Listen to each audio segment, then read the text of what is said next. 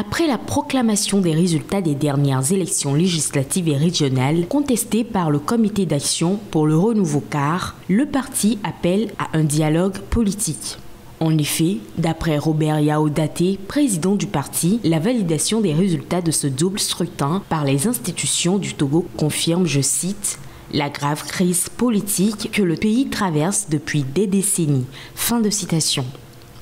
Pour le Comité d'action pour le renouveau CAR, le Togo est retourné à une époque de parti unique et cette situation constitue un point critique dans la dégradation politique. Afin de remédier à tout ceci, le CAR, dans une déclaration, appelle le gouvernement à ouvrir des discussions dans le but de trouver des solutions aux problèmes politiques. Rappelons que le CAR n'a obtenu aucun siège pour les législatives et un seul siège pour les régionales. Le Togo occupe désormais la présidence du Parlement de la Communauté économique des États de l'Afrique de l'Ouest, CEDEAO. En effet, Ibrahima Maïmouna-Touré, récemment réélu à l'Assemblée nationale togolaise, est désigné ce jeudi à la tête de l'institution lors d'une session à Kano au Nigeria. Cette désignation intervient conformément à la tradition de la présidence tournante de l'institution. Ibrahima Maïmouna-Touré succède ainsi à Sidi Mohamed Tunis de la Sierra Leone. Élu pour un mandat de 4 ans, la Togolaise travaillera avec 2 de ses compatriotes, à savoir Patrick Kodjovi Bolouvi et Senou Soklengbe, tous députés togolais. Rappelons que le Parlement de la CEDEAO est créé en juillet 1993 et est constitué de 120 sièges. Il sert de forum visant la promotion de l'intégration, plus précisément renforcer la démocratie, contribuer à la promotion de la paix, de la sécurité et surtout de la stabilité en Afrique de l'Ouest. Son siège se trouve à Abuja, au Nigeria. Le Togo vient de lancer un projet de recensement foncier dans les communes Golfe 2 et 4 de la ville de Lomé. Cette initiative vise à recenser l'ensemble des parcelles de terrain dans ces zones stratégiques pour mieux gérer le foncier et garantir une meilleure planification urbaine. En effet, ce recensement est prévu pour une durée de 2 mois. Période pendant laquelle des équipes spécialisées seront mobilisées sur le terrain pour inventorier et cartographier l'ensemble des propriétés foncières dans les Golfes 2 et 4. Cependant, les objectifs de ce recensement foncier à Lomé sont multiples et visent dans un premier temps à faciliter la gestion du foncier en identifiant clairement les propriétaires et les limites des parcelles.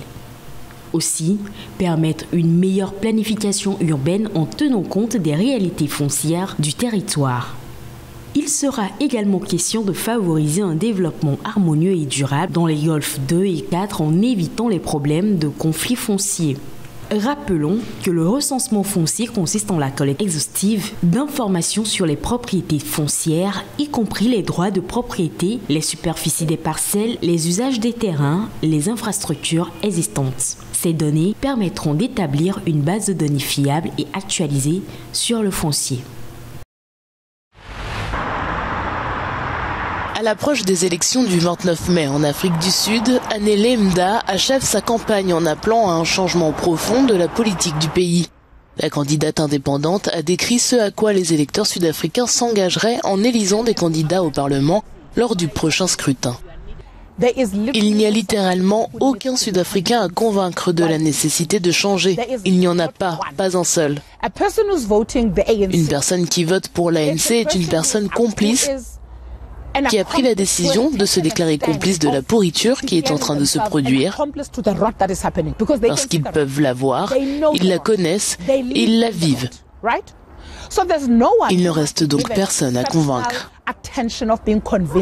Des sondages récents montrent que le soutien au parti au pouvoir, l'ANC, est inférieur à 40%, ce qui laisse penser qu'il risque de perdre sa majorité parlementaire pour la première fois lors du vote de mercredi. Une personne âgée, un jeune, un professionnel, un travailleur, un chômeur, un semi-qualifié, un qualifié, un non-qualifié, tout le monde vit dans un état de découragement extrême parce qu'il y a tellement de choses qui retirent l'espoir, il y a tant de choses qui sapent la foi que les gens avaient dans le service public, il y a tant de choses qui vont catastrophiquement mal dans notre pays, C'est pourquoi les candidats indépendants sont un vecteur stratégique fondamental.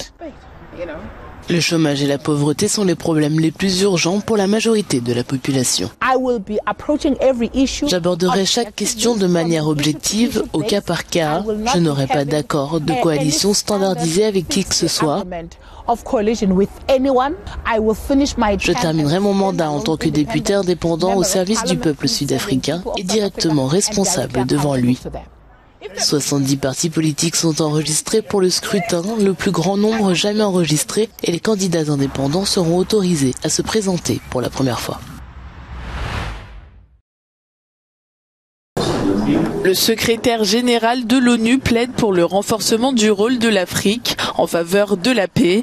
Antonio Guterres soutient une inclusion plus importante du continent dans la construction de la paix et le développement au niveau mondial. L'Afrique est une voie importante pour le bien du monde. Le continent abrite de nouveaux exemples d'unité et de solidarité dans un monde fracturé. Nous voyons cette unité dans l'accent mis par l'Afrique sur l'éradication de la pauvreté et de la faim, le soutien aux réfugiés fuyant les frontières et la réalisation du développement durable. Nous la voyons aussi dans les efforts déployés par le continent pour travailler ensemble à la construction d'une économie continentale moderne et puissante au bénéfice de tous les Africains. Une fois encore, il a rappelé la nécessité de remédier à l'absence de représentation permanente de l'Afrique.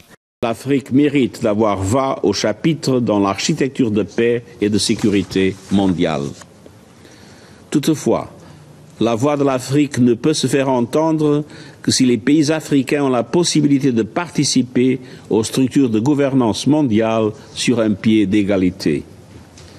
Et cela implique de réformer l'architecture financière mondiale, en particulier la gestion de la dette, afin que les pays africains bénéficient du soutien dont ils ont besoin pour gravir les échelons du développement. L'ONU et l'Union africaine élaborent une feuille de route commune pour faire aboutir cette avancée importante.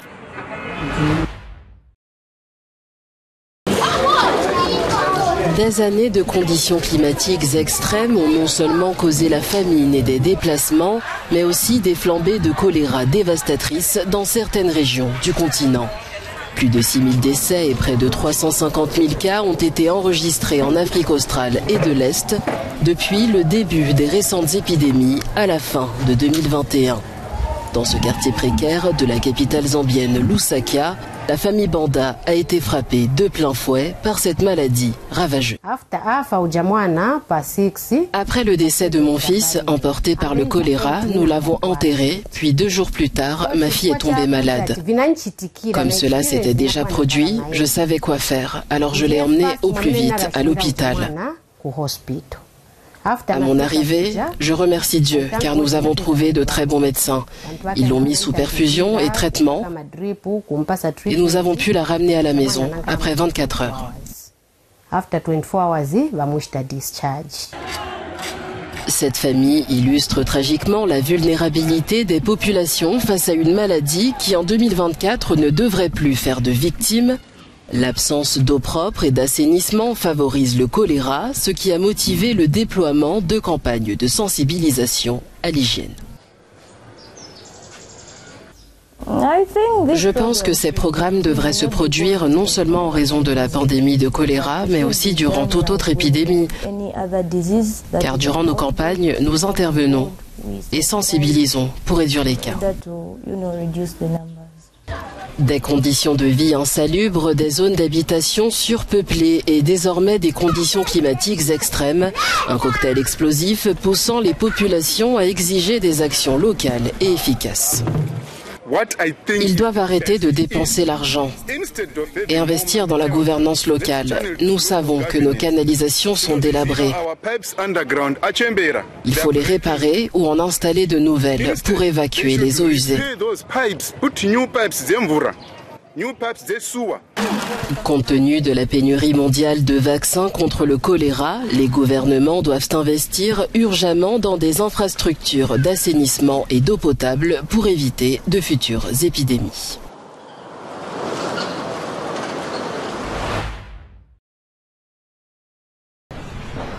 La Cour internationale de justice, la plus haute juridiction de l'ONU, a ordonné vendredi à Israël d'arrêter immédiatement son offensive militaire à Rafah.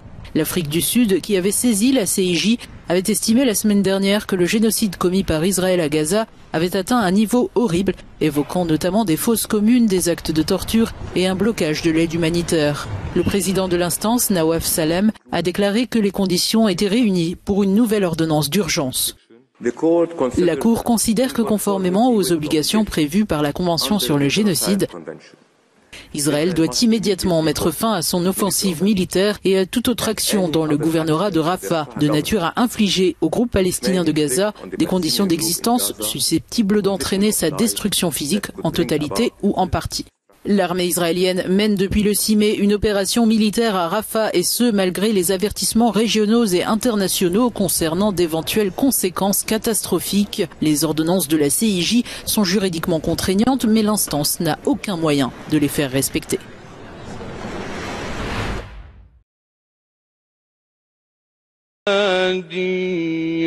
L'Iran a inhumé son défunt président dans le principal sanctuaire chiite du pays.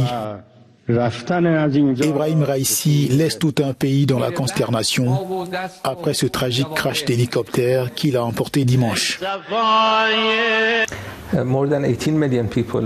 Plus de 18 millions de personnes ont voté pour M. Raïssi lorsqu'il s'est présenté il y a 3 ans.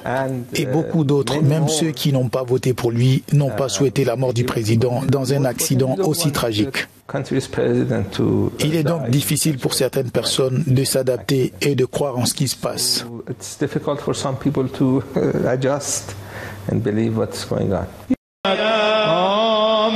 Ebrahim Raïssi repose désormais au mausolée de l'imam Reza. Avec lui, toute une page de la politique iranienne.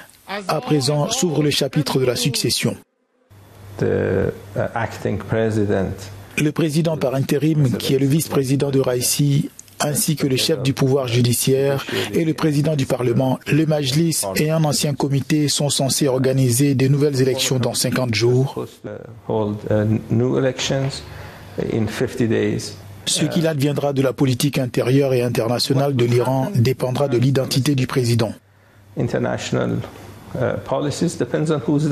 Certains candidats appartiennent au camp des réformateurs. S'ils remportent la présidence, je pense qu'ils voudront revenir à l'accord de Vienne sur le nucléaire iranien et résoudre certaines difficultés que l'Iran a rencontrées avec les Occidentaux.